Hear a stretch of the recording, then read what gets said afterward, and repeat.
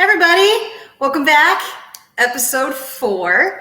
Hope you guys got to catch the other episodes that we've done that lead up to this, so I don't have to explain the pasta and everything else. My name is Montana, and I'm a part of Clockwatch and Power P, so check us out on YouTube, Facebook, Instagram, which I don't have, but it's all over there. Anyone who's interested, I can send you the link. And also Be My Best Me is my mother's page, and we share recipes and quotes and just things that we find mildly entertaining. So check us out there. Awesome. Welcome, Mother. Thank you, darling. Thanks for having me on. Always fun. Do you have anything? Are you good? Do I have anything? Yeah, I appreciate, letting everybody know about my Facebook page, and I appreciate your help with that too. So, those of you who are my friends that are listening, that I'm a health coach, and what that means really is that I don't, go along and watch how many push-ups people do, but rather I just help them to, as the little Facebook page says, be my best me. So normally, or the last few episodes, I should say, I try to healthify a version of something. And this time I'm going in the opposite direction. And I'm going with what I call moderation. So this is a treat tonight. And it's something that, I don't promote any particular diet, if you will. What we promote is healthy lifestyle. And so this is something that, I'd like for people to understand that just because you get healthy doesn't mean you never go near the forbidden fruit again. It means you know how to fix it. Mm-hmm. So, that takes forbidden right off of the fruit. So anyway, that's where I'm coming from. What are you making? Oh, you're not going to tell me first, are you? I'm not. You little scallywag. That's what you are. I am making my bonbons. And I wrote it down. So you can do a still when it's time, and you can take that down. That's what's going in them. Very, very simple. It's not a lot of ingredients. Very easy. There's just a few techniques that make it work a whole lot better than if you don't follow the techniques. So that's what I'm going to be sharing today. What would you really only need one or two of those. I mean, it's not. I know people say they joke about eating a box of bonbons, but come on, let's be real. They're rich. They're rich. Yeah, they're rich. But they're also, when you watch this whole process, that when somebody takes the time to make something like this, handmade, homemade, it means something. So my plan and why I chose this today, and for any of my friends from GDC Rentals that are watching this, that live in the building or one of the other buildings, now you know what you're getting for Christmas. So sorry to spoil it. But, hi. So, but these are high-end luxury apartments. And what do you buy for somebody that is paying, almost 6 digits in rent? You can't, so I make them things. So this is my go-to for this year. And honestly, for a couple of 2, they probably get 6. I don't overdo it. They don't get 24 of them that they can gorge on. They're gonna have to take it slow and appreciate them. Right. So funny you should say that. I chose my dish because it is the first thing. I almost phrased that wrong. This isn't the first thing you taught me how to make. This is the first thing I actually listened to you. Good. Yeah. Do you have any clue? What do you think it is? Oh, man. The first one that I was like, you know what? This is really freaking good. I need to make this. I need to learn how to make this. I got to pay attention. Pay attention. No, you are a pretty good actress, so you're going to have to help me there. It's not true. And linguine and clam sauce. Oh, yes. I just made it the other day. So good. First dish that I was watching you, every time I was in the kitchen with you, it's like, you gotta do a little bit of this. And are you watching? Because you just do a little bit of this. You're not watching. Okay, you gotta just, I was just like, okay. But this one, after I ate it, I had to learn. I remember that. Now that you're saying it, I remember you going, wait, I need to write this down. Yeah. I was 13 years old, and it's my favorite dish. I have 2 that I made when I was younger, but that was the very first one that I really learned how to cook. And I still can't cut an onion properly, but. Well, I mean, is it for lack of being taught, or just because you did it that way and now it's kind of stuck? I don't know. I feel like you kind of have a bad attitude right now about my lack of listening skills. I'm going to start crying with this. I get it. Okay. I didn't pay attention. Okay. I just gave you credit. So give me credit back. You got it. Yeah. Here you go. Appreciate it. Sure. So I'm going to make the dinner, and you are going to make the dessert / Christmas presents for your friends. Well, there you go, linguine and clam. I really did just make it the other day because I really, really love it. I actually didn't have any clam juice, so I did it with chicken stock, and it still came out really good. Not as clammy, but really, really good. So, and it's so easy. It is so easy. It's too stupid easy. I don't know why anybody buys that stuff made. Really, I ordered it once in a restaurant, and I was like, "This isn't. No, not doing that again." First of all, don't ever order Italian food anywhere unless you are 100% sure of who's making it. And if it's not your grandmother or your mother or your wife who can cook, don't eat it. Okay, so I just take a full onion. Yep. I'm not showing you my knife skills because you're judging. I won't look. I'm watching you look. Okay. But you know what? I got to give you something in your defense. Until I really got my really nice Eastern knives, it's really hard to cut through an onion well. It's really easy for them little slippery buggers to go all over the place. But it really wasn't until I got the Eastern knife that I learned what it was like to really go through something easily. We look at like Italian serial killers right now. Well, and I like onions bigger. I know people like them like finely chopped, but I like onions. So I'm gonna cut them pretty big. So, you just showed me an onion, and I don't know if people know this, but a cooking onion is more globular, and the squattier ones are the sweet onions. And you don't want to cook with those. They don't always say Vidalia, which is a place in Georgia where they're famous for them, but they're squatty looking. So any place where they're labeled Vidalia, you'll know what they look like. They're great. And yeah, you can cook with them. You can caramelize them and use them for steak and things. But in a recipe like what you're doing, it'd be overpoweringly sweet. Yeah. So I'm going to show you real quick. I've just got a pot on the stove, and I'm showing you because I need to turn it down. And what I did was I melted a stick of butter. I just stuck my Pyrex thing inside of the water, and I melted a stick of butter. And are you wanting to watch this, or do you want me to give you a background on these bonbons while you cook a little bit? Let me tell you what I'm doing right now. Yeah, crying. I'm sorry. You know what? Can I tell you something? And you're on camera right now. But if you were cutting that onion over there where you're cooking by a gas stove, the gas that is given off by the cooking of the whatever you call this, propane or whatever you're using, natural gas, actually converts that sulfuric acid so it doesn't burn your eyes so bad. Which is why my cutting board has always been right alongside of my stove.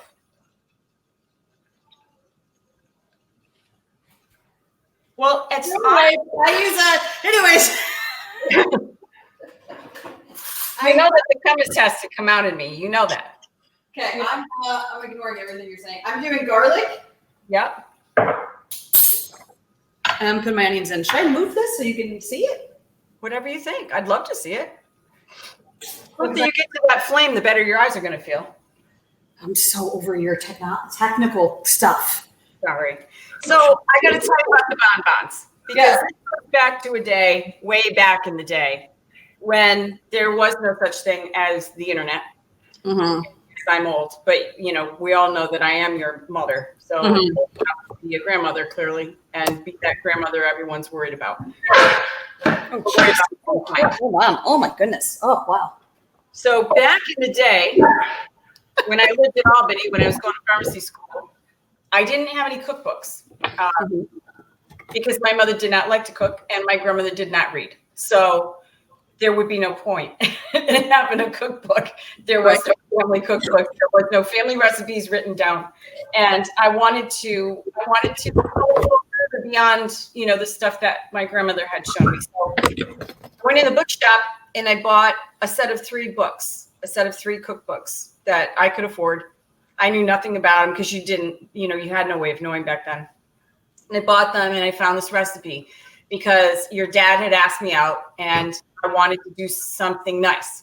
And so I thought, well, I would make something. And I found this recipe and it's super, super simple. I don't know if anybody's looked at it yet, but it is literally 1 package of graham crackers crushed, one jar of peanut butter, just one stick of butter, 1 package of powdered sugar, and half a package of coconut. That's really all there is to it. And from that, it's just technique. But so I have literally been making these since I was 17 years old. That's a long time ago. It's a long time ago. Yeah. Math, though. They're not going to give it to you. Nope. It's okay. You can do that math because you know when my birthday is. I do, but I don't do math, so I couldn't actually. But your dad just reminded me when I told him what I was making, about how I made it for him that first year in freshman in college. And I used to bring him out. I brought him out to his dad because when I went to visit his parents, you go with food. It's what Italians do, especially when Italians visit Italians. You couldn't possibly think about going somewhere without bringing food, even though they're going to have enough times 20 for everyone there beyond. So, I brought something I thought maybe his mom didn't make. And I thought with 8 children, she probably didn't fuss much with candy. So I did the bottom. Well, first time I went, I made cream puffs. I was just going to say, that should be your next thing, because I remember that was a big deal. Cream puffs, talking about that. And I didn't know that she made cream puffs. So I thought I was going out with something unusual, only to find out that my little mini cream puffs were dwarfed by her big cream puffs. Anyway. She didn't make the bonbons. I brought them out thinking of my father-in-law and one my mother-in-law because she loved chocolate. Loved it. Loved candy. So I didn't expect that one. But anyway, it was fun. There's just these bonbons have been around forever. And you remember your brothers and your dad hiding these damn things and everything except the top of the plants so that you couldn't eat them or somebody else didn't get them. And this recipe makes like dozens and dozens. Like you're so sick of bonbons by the time you get done making them. You just want to. I made them for all of the kids' therapists one year when they were going through like speech therapy and occupational therapy. The best thing to give, that was back though when you could actually give food to people. You kind of can't do that. I made a bunch of cookies one year. The kids and I did to bring to the nursing home, and they wouldn't take them. No, they won't. How sad is that? This was probably like 6 years ago. I was like, well, these people don't even have families. Like, I'd be pumped. If I'm 90 years old laying in a bed by myself with no family and a cookie's going to take me out, I'm going to eat the cookie. Please, right now, if the visit's going to take me out, I'd take the visit. Yeah, I mean, seriously, that too. I don't know. Anyways. What are you doing? You're just kind of moving that stuff around, letting it get a little translucent? Yeah, I'm doing this. Real quick, though. How come you've never corrected me when I say anyways? For the same reason I don't correct your father who can't figure out past participles yet. So I recently became aware that it's anyway. And it's like when I was driving and I said, I used to yell at you saying you should have went. Right? That's what I'm saying. Exactly. Your father does the same thing. And everybody out there does the same thing. I heard his brother David, when we were out there, say the same thing. You should have went. I'm like, did you all go to the same bad English? All right. Listen, first of all, in my defense, you're right. But it's the only couple things that I say improperly. Everything else I'm a grammar Nazi. You know that. You do. So, just saying. Come on, I can have 2. Yes, you can. Yes, you can. Anyways, yes, I'm sauteing the onions and garlic right now. And got on a little too high because got a little excited there. Revving me up a little bit. Burn that garlic. So I got my peanut butter out of the jar and in a bowl because I don't think. What is it? Peanut butter, crunchy peanut butter. Okay. Because there's nothing entertaining about watching somebody wrestle peanut butter out of that. So that kind of is, but okay. Yeah.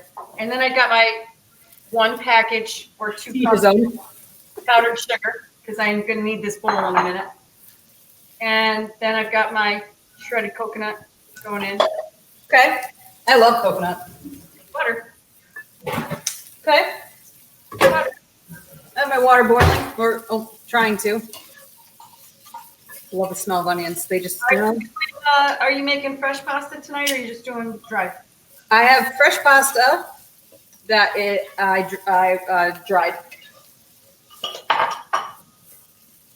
So, fettuccine. Yep. I know it's supposed to be linguine, but I don't have that. The machine only does the 2 sizes. I have the angel hair one that I can't. It got rusty because I washed it in the beginning when you first gave it to me, like an idiot. I didn't know that you're not supposed to. We all do that. We all do that. Yeah. So I only have 2 options now. It's ravioli, lasagna, or whatever it is, linguine. Well, I gotta tell you though, that stuff freezes beautifully too. Yeah, I do it great. Flat. Mm-hmm. Yeah, I had to do it flat. I had to put stuff on top of it. So it's good. It's flat. It's dry. I toyed with the idea of doing this ahead of time so I could put it in the refrigerator and get it a little firmer. But then you wouldn't have the pleasure of watching me struggle with this sticky mass. It's always a pleasure. So I couldn't deny you that.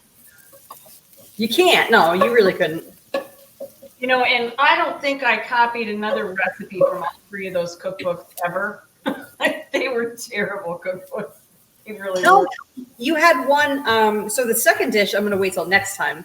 This is the one that Tony, Josh Priddle, and Mike Reich, and Jim Morrison used to say, "We're hungry," when you guys were working, whatever. And I was like 14 years old, and I was like, okay. And I opened up the Betty Crocker old stinking old cookbook. Really stinking, yes. Stinking old. And I made this dish, and every time they came over, they were like, "Yeah, can you go ahead and make that? Can you do that again?" Yep. And that turned into a staple in the house now because the kids absolutely love it, and I can't wait. I'm gonna do something weird with it next time, though. Oh yeah? Yeah, I'm gonna add. I'm not gonna tell you because I like that you're surprised. You are my little girl. I am. I'm gonna add butter to this though because I need this. Would this be considered a bechamel once it goes? Yeah, this is a bechamel then. So that's, I don't know if people know, that's just a technique. It's just butter and flour that thickens. It's a thickened adamant, right? Yeah, it's the basis for, your basic cream sauce. Turns into your basic cream sauce. I'm using a little meatball thing for this disher. What are you doing? I'm using a little tiny disher for this. I don't even know what size it is. It's size small. I don't know. It's like that cookie. It's the cookie guy. Yeah, it's that one. We're gonna call it the cookie guy. They're not round because I need a flat surface for them to land on anyway. Yep. And frankly, especially when it's soft like this at room temp, this stuff is so sticky. If I tried to roll these myself, I'd have fingers all the way up to my armpits. Okay, so you're doing that. This is, let's see if I can do this without killing anything here. I'm not going to do all of them because there's way too much here. So the nice thing about this dough is, though, you can call it a day for a minute and put it in the refrigerator and come back to it when you're not sick of bonbons. This is on low. Yeah, They're done. They're translucent. beautiful. So we're gonna do, I'm gonna go with as much flour as it takes to look almost like pasty. Again, this is more sight than it is measurement. And I know that's frustrating to people, but I can give you a measurement if that's what you're looking for. no, I'm all set. Thanks, Mom. So it's just paste here. Okay, a little more. I would go, what do you think? Okay, give me your measurement, Mom. So for every tablespoon of butter, Yeah. you can thicken with an equal amount, tablespoon of flour. Okay. Will thicken 1 cup of fluid. Okay. So now you know. The more you know, Yeah. So you can buy a can. Okay, I can't talk. I can't talk to my hands. You can buy a can of whole baby clams for dirt cheap, like $1.50. Yeah. Oh yeah. So when you open it, you save the juice, and the juice goes into this whole thing, the onion and flour, until it kind of all gets together,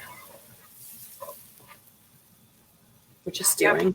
It'll tighten right up. You can even buy, if you want more liquid, you can buy the jar of clam juice. Brand, And I did that once though, and you know what? I thought it was a little fishy, and I don't really love like the fishy clam taste as much as just the texture of the clams is really what I'm looking for. And actually, I agree. So I use too much flour, so I'm just gonna do water and I don't know. You said you did chicken stock the other day, Mom? I did it with chicken stock because I have, as you can see, a small, version of the refrigerator freezer based on what I'm used to. Mm-hmm. And I can only keep so much, and I hate throwing away bones and things like that. So I'm always making stock, and I have to keep using it. So yeah, and it turned out really nice with the chicken stock, the homemade chicken stock. I had it. I have some in the freezer, but I just use water because you can always season. And I that's another thing I don't know if a lot of people know. I don't know. I don't know what people know, but chicken stock is really, to make it yourself. Of course, you don't get the same flavor as doing it with the chicken bones, but I just use water, and like my polenta, I just season what I have. Here I am. Hi. Okay. With what I have, with spices, clams. Yum. That's it. Oh, we're gonna add spices, but you know what I'm saying. Yeah. That's your sauce. So now that's done. Excellent. So I want to get started with this chocolate because it's going to take me a minute. So you can't see it where you're at. I'm going to try. So what I did is I took a saucepan, and I've got water in the bottom, maybe an inch or so, and I've got a glass of Pyrex bowl on top. That is on top, catching the steam but not touching the water. It's not sitting in the water. You don't want your bowl in the water. And I'm going to take my semi-sweet dark chocolate, real dark chocolate. I've done this before with milk chocolate. Don't do that. That's not a good candy technique. No. So this candy technique is done. So I'm going to take a little more than half of my chocolate, and I'm going to go in here and start melting it. I'm salting your water, so I'm listening. I'm going to get another bowl ready, a bigger bowl with cold water in it, because to temper the chocolate, a good candy technique, this dark chocolate, dark bittersweet makes a really nice candy. And the kind of candy you're looking for is the chocolate that's had the chance for the strands to really break. And when it comes back together, it stays glossy and it gets a little crunch to it. If you've ever had like a strawberry that you dunked in chocolate and it was mushy, that's not a tempered chocolate. The tempered chocolate is the strawberry that you bite into and the chocolate brittles. It breaks. Yep. What you're looking for. So really what I got going on, ouch, that's hot. What I got going on is very hot bowl with my chocolate in it. And I've got a little whisk, and I'm just going to start moving it around. I want this chocolate to come to about 100 degrees. It's not super important that it stays right at 100, but I certainly don't want this chocolate to scorch. Okay. I'm literally going to shut my stove off because up north, a really nice stove, and a really nice stove is not really defined as one that goes super hot so much as one that goes really low.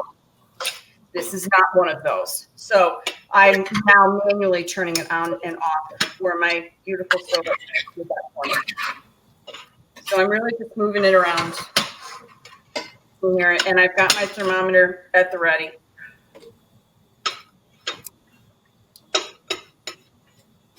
Oh yeah. Great. That looks so good. What spices did you go in with?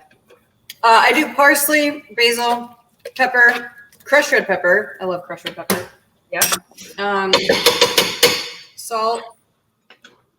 I'll give you that with a spoon. Needs a little more pepper. And also, if it's too thick, you save some pasta water, or just take it directly from the pot with some water on the pasta and put it right in, because I'm going to saute all this together. So that's it. Right. I've got 100 degrees on this chocolate, so I'm going to move it. I'm going to end up eating before you're done. Yeah, you are. Yep, it's done. So now I just dropped it in this. This isn't ice water. It's just cold tap water. because I want to just change the temperature slightly. I'm going to go in with the rest of the chocolate. What that does is it breaks up the melting process, and it forces this chemical transaction that's taking place here, this chemical reaction, I should say, and forces it to become the chocolate that you're looking for, that you see in a fine chocolatier that's all shiny and beautiful without fingerprints. Do you have one of those things that you put on the boiling water? The pots that you put? I made it myself. I have had double boilers, but the one time a year that you use them is not worth your cupboard space. So you can easily enough make a double boiler with any pot with one of these Pyrex bowls right over the top, as long as the water isn't touching the bottom of the bowl. Okay. You get to use it for something else besides. You don't. That's the only reason I'd use it. That's pretty much the only reason well, I got to be honest though. The French do their scrambled eggs in a double boiler because the French like them so smooth and creamy that they literally cook them that slow. Yeah, but they cook them. They're undercooked. The French do eggs undercooked. Mm-hmm. All right. I'm so excited. For Americans, but the French would argue otherwise. So now that I've done this, and I can literally touch the bottom of this, and you can see, look how beautiful that chocolate is. I'm going to go back on here because it's too damn thick to put anything in. There's no way I would be able to coat anything with this. It's too thick. So I'm going to go back on here because now this heat won't bother it, and it'll stay in this nice state that I got. Yeah, consistency. It doesn't harden up. Okay.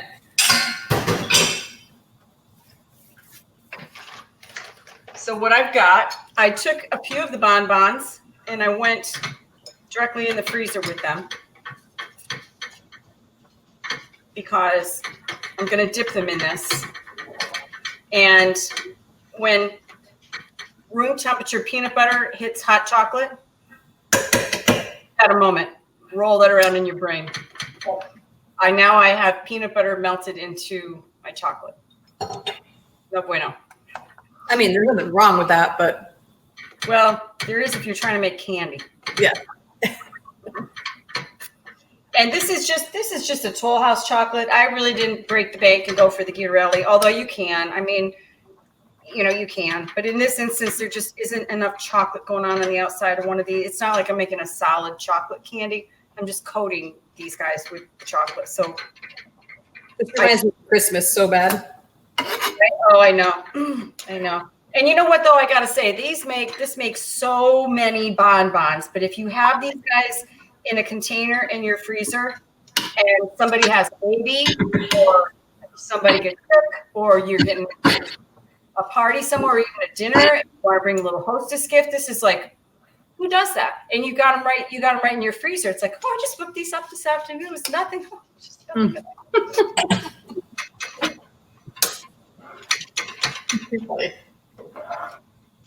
I was being an antagonist by hitting that aggressively on the side of the pan.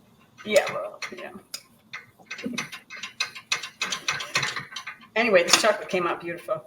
It looks amazing. Still thick? The original, yeah, still thick, because I just turned the heat back on. So the original recipe out of that cookbook, literally, because they didn't want you to have to worry about tempering chocolate, literally called for a ½ an inch of paraffin to go in here.